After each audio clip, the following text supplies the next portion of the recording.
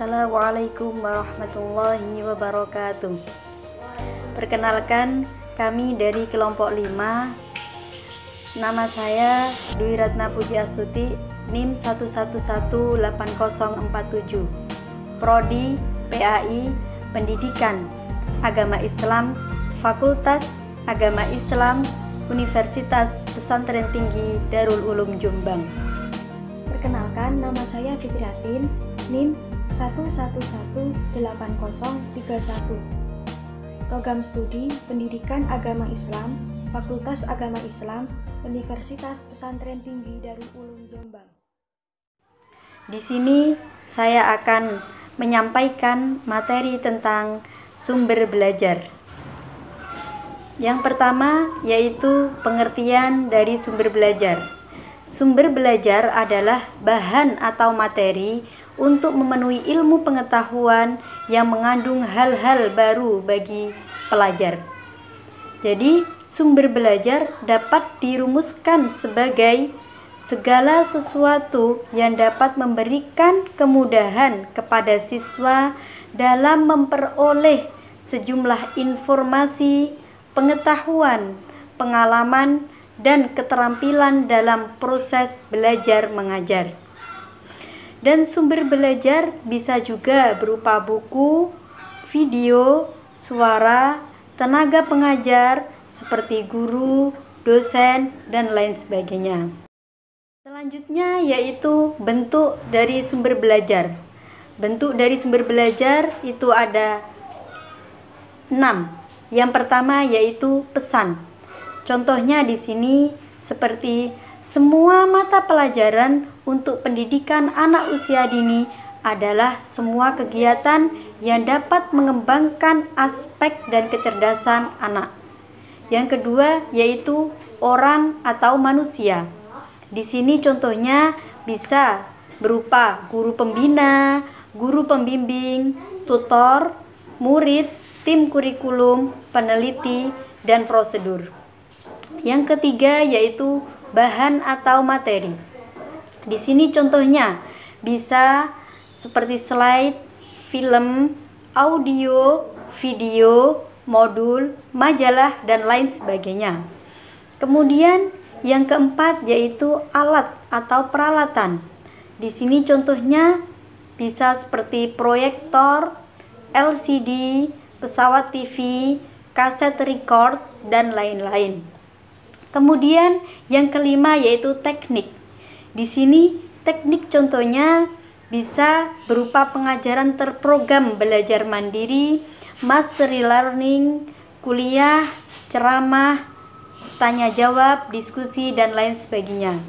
Kemudian yang terakhir yaitu lingkungan.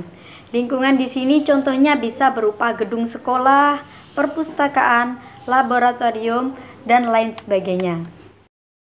Dan yang selanjutnya yaitu peran sumber belajar. Di sini peran sumber belajar sangat banyak. Saya akan mencoba menyampaikan beberapa dari peran sumber belajar.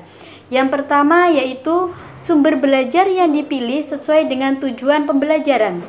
Yang kedua, sumber belajar apa yang tersedia secara fisik bagi pelajar. Yang ketiga, sumber belajar yang paling aman digunakan oleh pelajar. Yang keempat, sumber belajar yang dipilih dapat meningkatkan motivasi belajar siswa. Fungsi dari sumber belajar. Yang pertama fungsinya yaitu memberikan kemungkinan pembelajaran yang sifatnya lebih individual. Yang kedua, meningkatkan produktivitas pembelajaran. Yang ketiga, lebih memantapkan pembelajaran dalam proses belajar mengajar. Dan yang keempat, memberikan dasar yang lebih ilmiah terhadap pembelajaran. Selanjutnya saya akan menjelaskan tentang kriteria dalam pemilihan sumber belajar. Nah, dalam kriteria dibagi menjadi 2. Yang pertama, kriteria umum, dan yang kedua, kriteria berdasarkan tujuan. Yang pertama, saya akan menjelaskan kriteria umum. Dalam kriteria umum dibagi menjadi 5. Yang pertama, ekonomis, yaitu tidak terpatok harga yang rendah, tetapi pemanfaatannya juga dalam waktu yang panjang. Kemudian yang kedua, praktis dan sederhana. Artinya mudah didapat, mudah dijangkau, serta mudah dilaksanakan. Yang ketiga, mudah diperoleh. Dalam artian, sumber belajar itu dekat, tersedia di mana-mana, dan tidak perlu diadakan dan dibeli. Yang keempat, bersifat fleksibel, artinya dapat dimanfaatkan untuk berbagai tujuan instruksional dan tidak dipengaruhi oleh faktor lain. Yang kelima, komponen-komponennya sesuai dengan tujuan. Hal ini menghindari hal-hal yang ada di luar kemampuan guru. Selanjutnya, saya akan membahas tentang kriteria berdasarkan tujuan. Nah, dalam hal ini, kriteria terbagi menjadi 5. Yang pertama, sumber belajar untuk memotivasi. Artinya, pemanfaatan sumber belajar bertujuan untuk membangkitkan minat para siswa, mendorong partisipasi, merangsang pertanyaan-pertanyaan, memperjelas masalah, dan sebagainya. Yang kedua, sumber belajar untuk tujuan pengajaran. Dalam hal ini, mendukung kegiatan belajar mengajar bagi para guru dan para siswa. Selanjutnya, yang ketiga, sumber belajar untuk penelitian.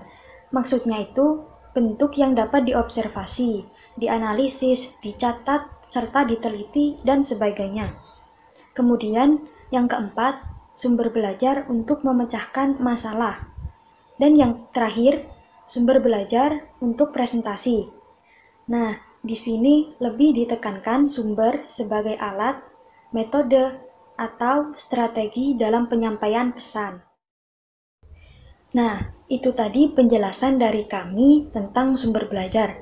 Dapat saya simpulkan bahwa sumber belajar itu semua sumber, baik berupa data, orang, dan wujud tertentu yang dapat digunakan oleh para peserta didik dalam belajar, baik secara terpisah maupun secara terkombinasi sehingga mempermudah peserta didik dalam mencapai tujuan belajar atau mencapai kompetensi tertentu, sehingga peserta didik diharapkan agar dapat memanfaatkan sumber belajar itu dengan baik. Mungkin cukup itu penjelasan dari kami. Semoga bermanfaat bagi kita semua. Sekian, wassalamualaikum warahmatullahi wabarakatuh.